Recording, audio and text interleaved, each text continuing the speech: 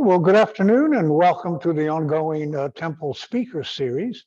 My name is John Minot, and I'll be talking about Freemasonry and the protocols of the Elders of Zion. To the extent that I bring up quotes in my talk, based on Victor Marsden's roughly 1923 translations of a 1906 version of the Protocols of the Elders of Zion found at the British Library. Cover of the 1905 first publication of all the protocols. There was a rumor in 1902, some people claimed to have heard about them, and excerpts were published in 1903 in a St. Petersburg newspaper. But the first complete protocols were produced by Sergius Nihilus,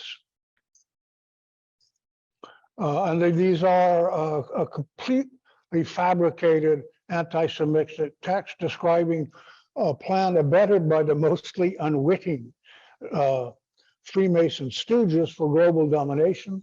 It played a key part in popularizing belief in an international Jewish Masonic conspiracy.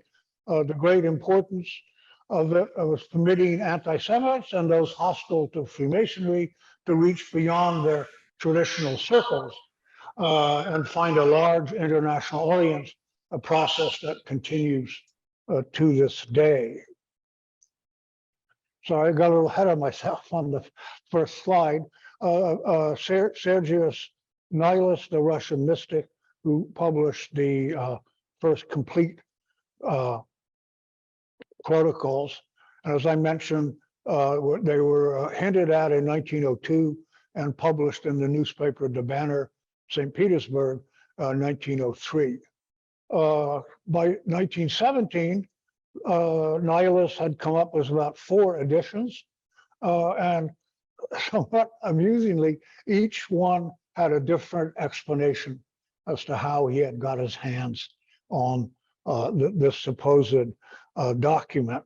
In 1901, the first version, he claims, the person who gave me this manuscript guaranteed it to be a faithful translation of the original documents that were stolen by a woman from one of the highest and most influential leaders of the Freemasons at a secret meeting somewhere in France, the beloved nests of Freemasonic conspiracy.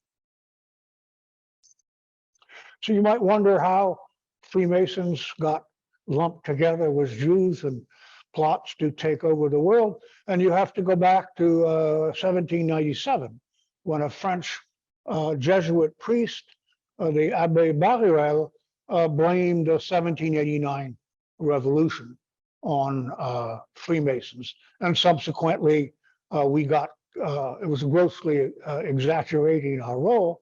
And then we got also blamed for the revolution of 1830 and the more general European political troubles of 1848. And the myth of an international Masonic Jewish conspiracy starts to reappear later on in the 19th century in different publications. Just one example, Jacob Brofman, a Jew who had converted to Russian Orthodoxy, was convinced with no evidence whatsoever that a Parisian group called the Alliance Israélite Universelle, the Universal Alliance of Jews, was engaged in an international conspiracy. And he pointed proudly to the fact that Adolphe Crémieux, a very prominent Freemason at the time, its leader was a very prominent Freemason. This was in 1869.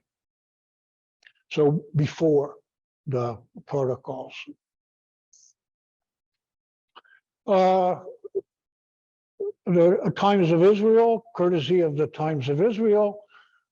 This is a copy of the first exposure in the Times, the most dramatic exposure, that it's a complete fraud. The earliest one was a British journalist Lucian Wolff in his book, The Jewish Bogey, in 1920. Again, the Times was the most sensational. The Turkey correspondent for the Times ran across the book that had been plagiarized for and published it. And then a German newspaper, the Frankfurt Zeitung, in 1924. So this was all happening quite early as the protocol started to flood into Europe. Quite early, people pointed out that it was a complete fraud, and not only just a fraud, a plagiarized fraud. The book remains widely available in numerous languages, in print and on the internet, and has continued to be presented by neo-fascist fundamentalists and anti-Semitic and Masonic groups as a genuine document. It has been described as probably the most influential work on anti-Semitism ever written.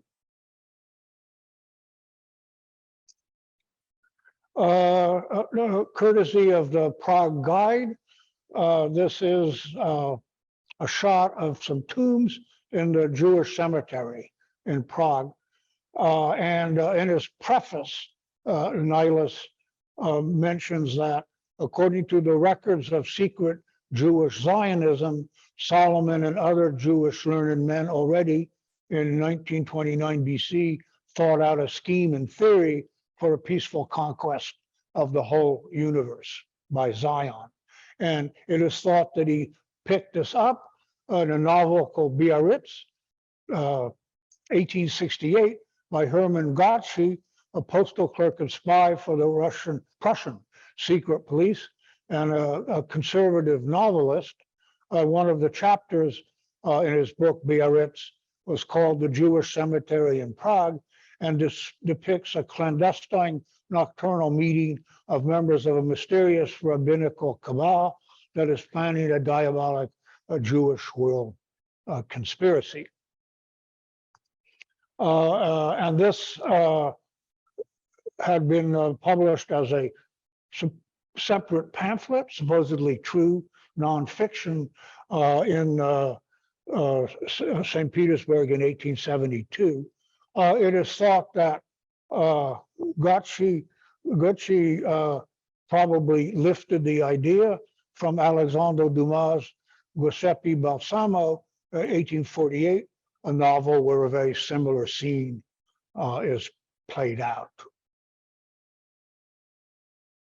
Courtesy Wikipedia, numerous parts in the protocol.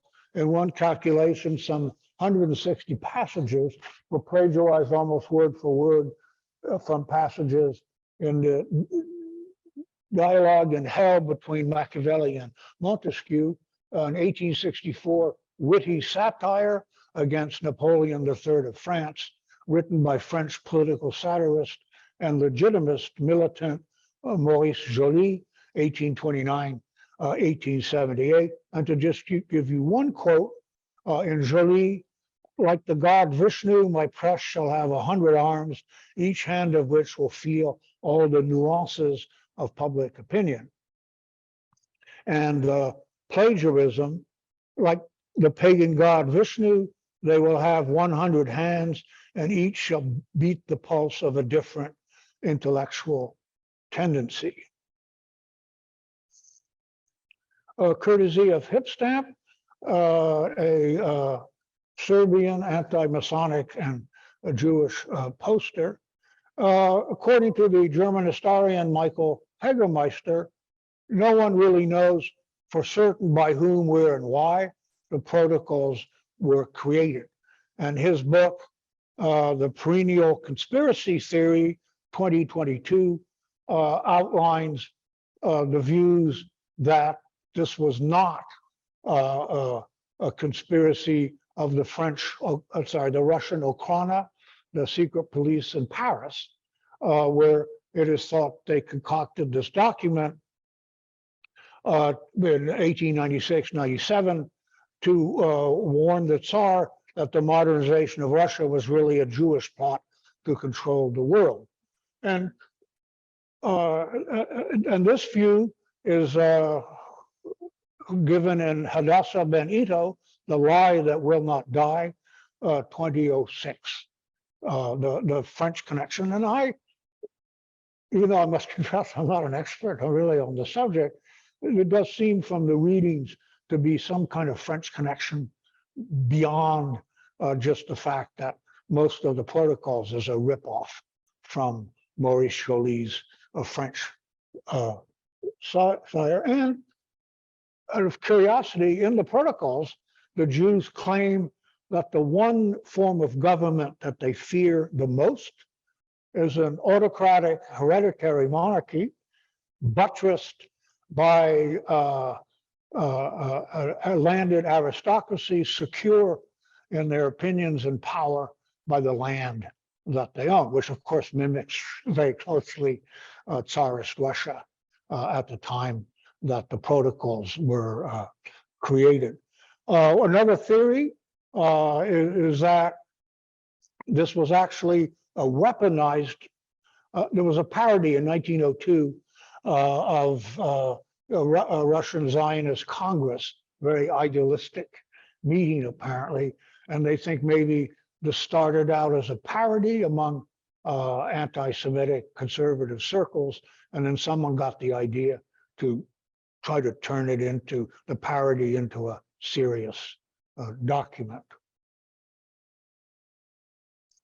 Courtesy of the Blog de Surveillance Mélenchon, book cover of the French protocols in 1920.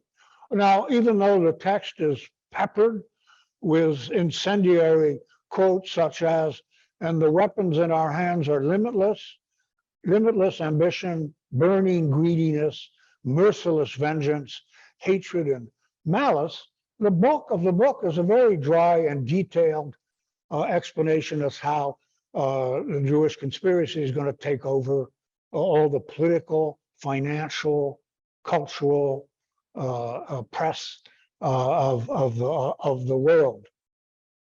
Now, it does have some of the favorite dog whistles of anti-Semitism, such as the Jews claiming in the protocols that they have control of all the money, all the gold, and that the favorite thing they like to study is economics.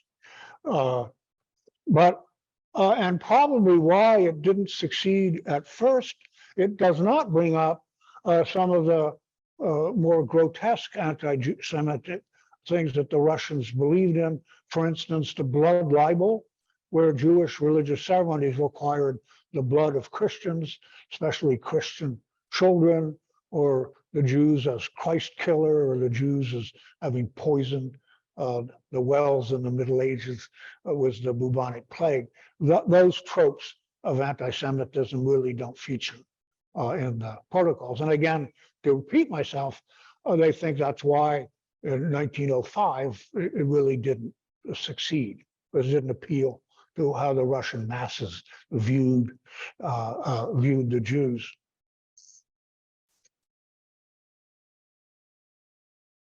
Courtesy of the ADL, the snake of Zion encircling the world, and then of course the Masonic symbolism. According to historian Daniel Pipes, the book's vagueness, almost no names, dates, or issues are specified, has been one of the keys to its wide-ranging success. The purportedly Jewish authorship also helps to make the book more convincing. Its embrace of contradictions, that to advance, Jews use all tools available, including capitalism and communism, democracy and tyranny, made it possible for the protocols to reach out to all, rich and poor, right and left, Christians and Muslim, American and Japanese. It does claim that, quote, "so that now only years divide us from the moment of the complete wrecking of that Christian religion. The King of the Jews will be the real Pope of the universe, the patriarch of the international church." In other words, the only faith that will be accepted when the protocols achieve their goal, which they claim during the writing of the protocols to be very, very close to happening. So only the Jewish faith will remain. A Jewish Masonic figure looming over a tiny parliament. But actually, it's a very odd result they're trying to achieve. It's really a worldwide Jewish totalitarian welfare state with socialist features. It's peace and order is being offered to the world. And in Protocol 24, they mention that the people may know and love their king. It is indispensable for him to converse in the marketplace with his people. And they also state the king of the Jews must not be at the mercy of his passions, and especially of sensuality, but must sacrifice to his people all personal inclinations.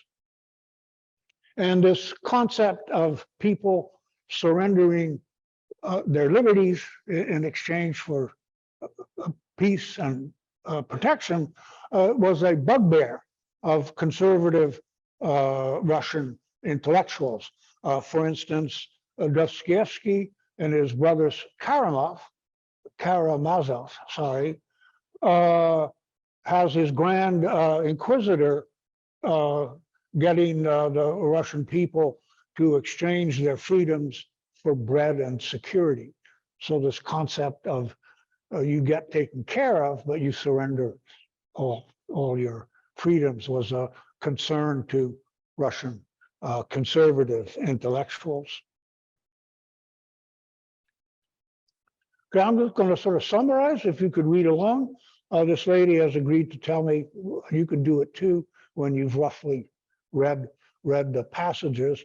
Protocol 4 basically says that Gentile Masonry serves as a screen for the goals of the Jewish conspiracy, and they're also not above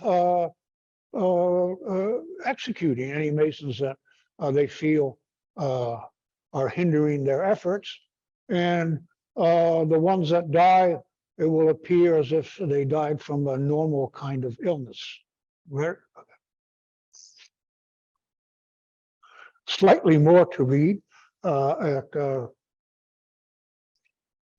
Basically, secret societies will be, when they succeed, will be punished with death, but those that already existed are known to us and served us will be disbanded and sent into exile far removed from Europe. Basically, the few Masons that know too much will be kept in constant fear of exile. And they're not all that rather condescending towards the Masons that they feel join, among other things, to get a nibble at the public pie, and fantasies that the Masons thirst for the emotion of success and applause, of which the Jews claim to be remarkably generous.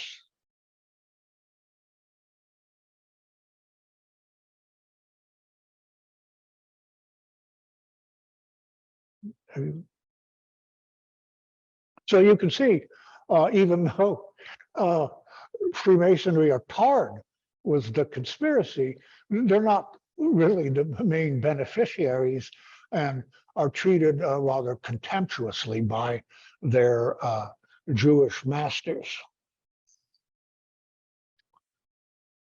Courtesy of American Wiki, as the Russian Revolution unfolded and it became clear that the Tsarist forces were going to lose, many conservative Russians fled to the West. And there had been a massive distribution of the protocols to the White Russian forces. So many of these men in exile carried with them editions of the protocols.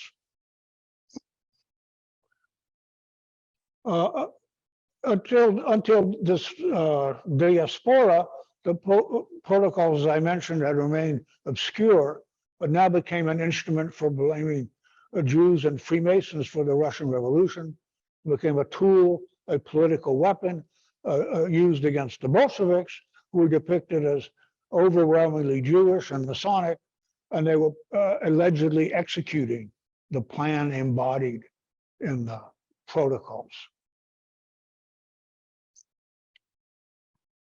The first German translation of the protocols was 1919.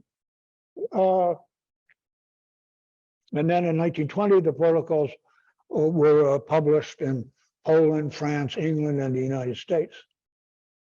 And of course, as I mentioned earlier, these editions blamed the Russian Revolution on Jewish and Masonic conspirators and warned of Bolshevism spreading to the West. Since the protocols were presented as merely a document, the front and back matters of these books all have explanations that are of interest to whoever is putting out that edition, because the text itself is, by the way, you should read it. It's quite short.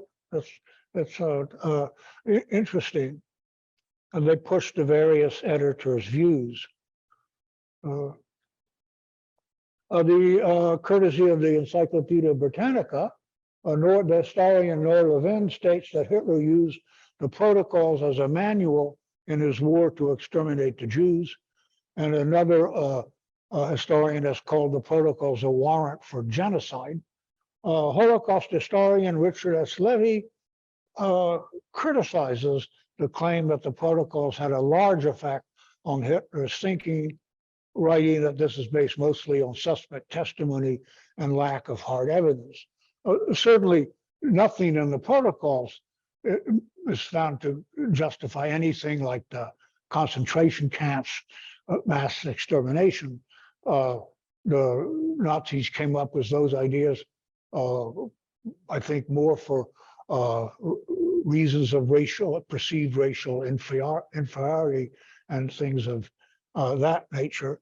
The same way that Levy doubts that the protocols had much effect on the pogroms in Russia, where many Jews were massacred. And Randall Beitorp agrees, writing that most leading Nazis did not believe the protocols were genuine, despite having an inner truth suitable for propaganda. So one side, you have people claiming that it's a blood-drenched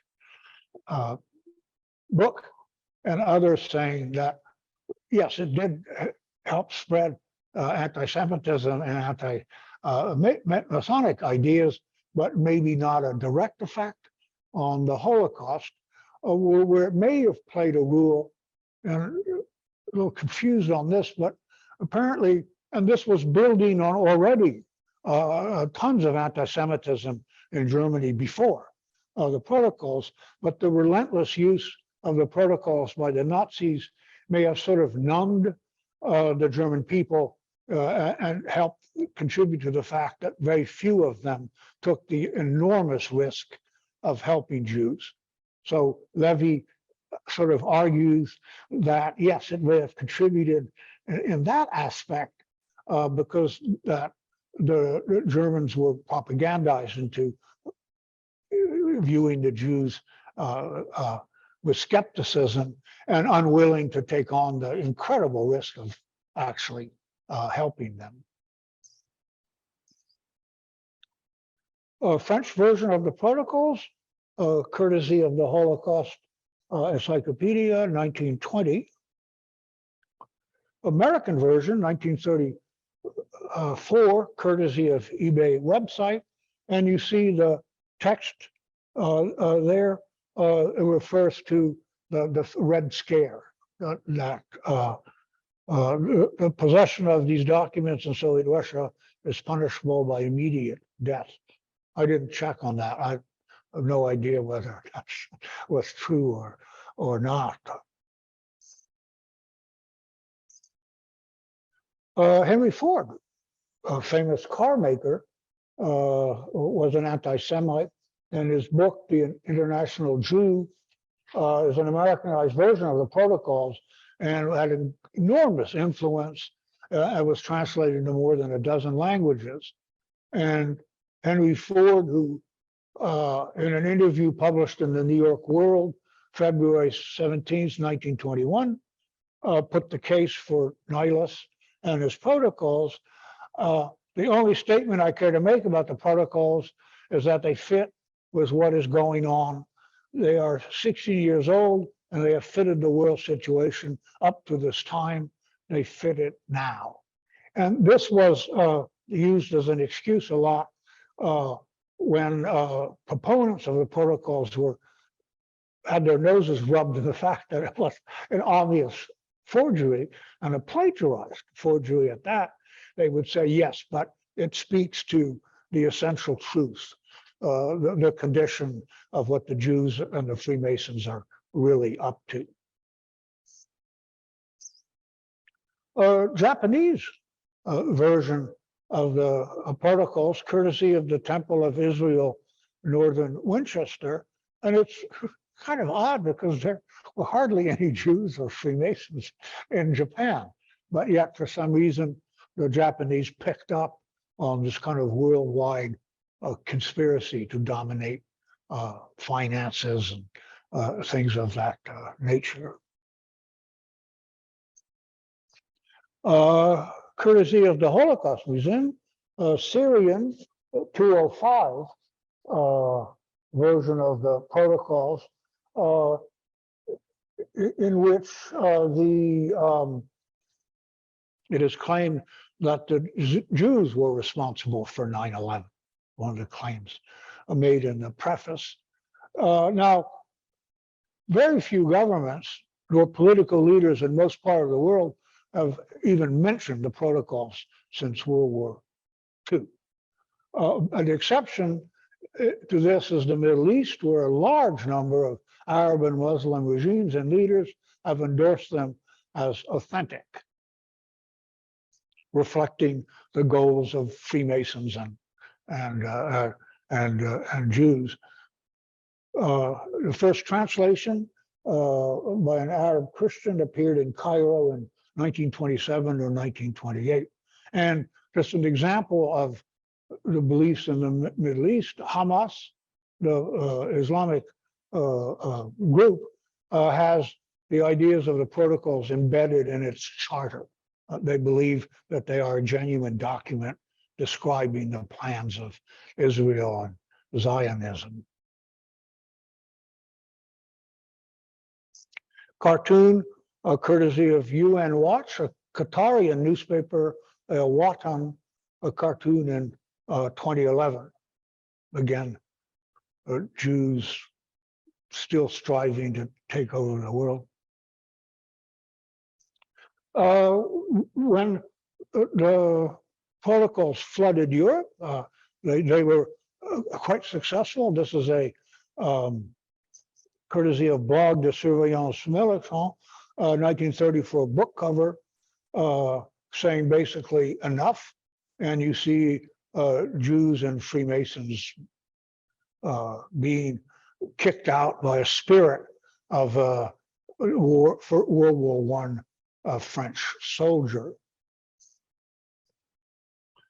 And both in Spain and France and other countries, very traditionalist, staunch traditional Catholics were very keen on advancing this idea of Freemason and Jews collaborating to take over. And a Spanish national poster, 1938, sweeping the enemies of Spain, among which you see the Masons featured prominently. Courtesy of YouGov, conspiracy theories have become commonplace on the internet, emerging as a cultural phenomenon of the late 20th and early 21st century. Usually it's angry, unhappy, bewildered, or scared people, and they usually oppose the often unsatisfactory explanations of the mainstream consensus of scientists or historians. As Michael Barkham has described, the conspiracy theory is a template imposed upon the world to give the appearance of order to events. They appear to make sense out of a world that is otherwise confusing. For instance, Germany after World War I, incredibly complex reasons for the war, economic, political, dynastic, but it was so much simpler to view the German loss in World War I as Germany having been stabbed in the back by Jews and Freemasons. The same way with the French Revolution of 1789. Again, incredibly array of complex political and dynastic and other reasons, but much easier to blame it on the Freemasons and the Illuminati. That would explain for these conservatives how the world that they loved had been shattered by change. From Bloomberg, 2012, Bloomberg News, showing Freemasons and an international conspiracy grabbing at various French landmarks. The internet has dramatically increased access to the protocols, even though many websites expose the protocols as a fraud. The internet has made it easy to use the protocols to spread hatred of the Jews and fear of Freemasons. Today, a typical internet search yields several 100,000 sites to decimate, sell, or debate the protocols or expose them as a fraud. And the Jewish newspaper Haaretz in October 9, 2020 states somewhat incredulously that Freemasonry is back on the world agenda. It is hard to believe that at the start of the third decade of the 20th century, the return of phobias is one of the characteristics of the present era. And just to note, myself, one of the books that I acquired was an edition copyrighted in 2011 of the protocols, was a 2010 preface lavish in its praise of anti-Semitism and Masonry. And there was the 8th edition, and the edition I got my hands on was published in 2022. So here, kept up. Well, this basically brings my presentation to its conclusion, though I'll be happy to entertain any questions that you might have. In the chat. Questions in the chat. Oh, or ask your questions in the chat room. Do you have any questions? No questions? I don't know how to keep it in the chat. No, You can ask me directly. Anyway. Yeah. Do you have any questions, sir? I do. I have 2 questions, and I'll just ask them both, and you can answer them in whatever order. I don't understand the connection between the Masons and the Jews, like why they were equally lumped together as the proponents for this program. Well, maybe I didn't emphasize enough.